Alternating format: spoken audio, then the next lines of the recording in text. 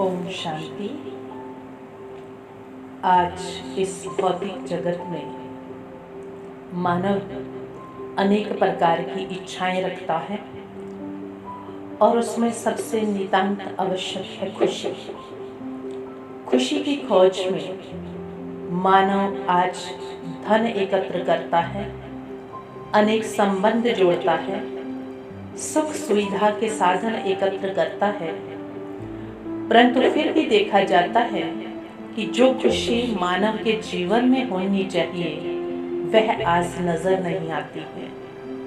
वस्तुतः देखा जाए तो खुशी मानव जीवन का मूल गुण है, उसका श्रृंगार है, आत्मा की पौष्टिक खुराक है, विधाता का दिया गया अनमोल उपहार व उनका उत्तराधिकार है, जिसे हम दोनों मुट्ठियों में कसकर बंद किए हुए इस संसार रंगमंच पर आए हैं। धीरे धीरे ये बंद मुट्ठियां खुलती जाती हैं और खुशी बिखरते बिखरते एक दिन छूमंत्र सी हो जाती है और फिर प्रारंभ होता है उसी खुशी की खोज का निरर्थक दौर।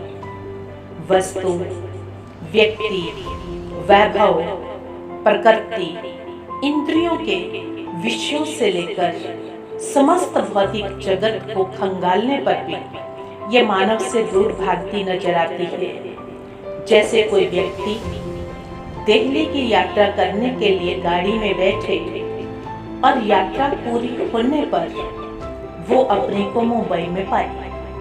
कुछ ऐसी ही हालत इस भौतिक जगत के तथाकथित खुशी के खजानों में भटकने वाले नादानों की देखने में आती है। जड़ चीजों में खुशी नहीं, खुशी अंतर आत्मा की दिव्य अनुभूति है। फिर भला जड़ चीजों से इसका क्या लेना देना। खुशी तो आत्मा का एक घटक है जिसे आत्मा की ओर उन्मुख होकर के ही जाना जा सकता है, पाया जा सकता है। कहा जाता है एक बार देवताओं की एक गुप्त मीटिंग चल रही थी, खुशी को लेकर जिसके ऊपर विचार विमर्श किया जा रहा था, और विचार निकला कि इस खुशी के गुप्त खजाने को कहाँ छिपाया जाए जिसे मानव ढूंढ ना सके। तो कहा जाता है एक देवता ने बहुत सुंदर विचार किया कि क्यों ना इस खुशी के खजाने को हम समुद्र की गहराई में छिपा दें, सागर के तले में डाल दें, जहां मनुष्य पहुंच नहीं सकता।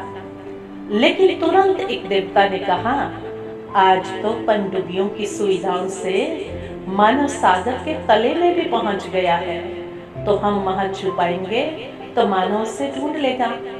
लेकिन दूसरे एक देवता ने तुरंत कहा कि क्यों ना हम इसे हिमालय की उच्चतम चोटी पर रख दें और वहां तक मानव नहीं पहुंच पाएगा।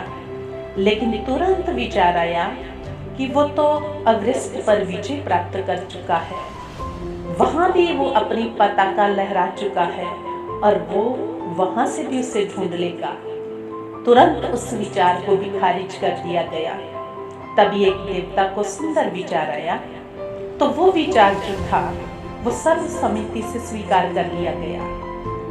क्या था वो विचार कि इस खुशी के खजाने को क्यों ना मनुष्य के अंतर मन, अंतर आत्मा में छिपा दिया जाए।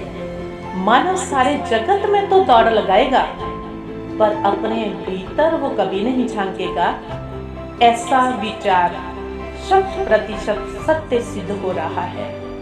भीतर की खुशी से अनजान मानव कस्तूरी के मृग की भांति खुशी को चकाचौंध में, होटलों में, क्लबों में, सिनेमा में, टीवी में और पार्टियों में, बाजारों में, वस्त्रों में, भोजन में और विषय भोगों में खोजता है।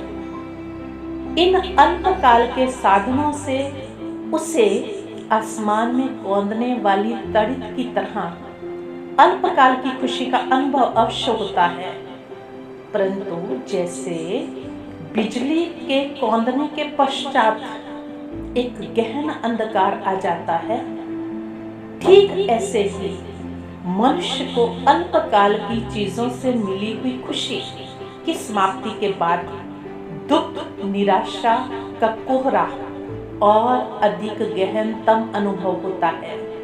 इसलिए आज की दुनिया में हम देखते हैं कि खुशी की हालत भी वही हो गई है जिस तरह से कोई व्यक्ति किसी पार्टी में जाए और अपनी अलमीरा की चाबी वहीं पर कुर्सी पर छोड़ आए और आकर के वो ढूंढे, लेकिन वो चाबी तो वहीं रखी है उसी कुर्सी पर, वहां से हिली नहीं है। लेकिन मनुष्य समझता है कि चाबी खो गई है।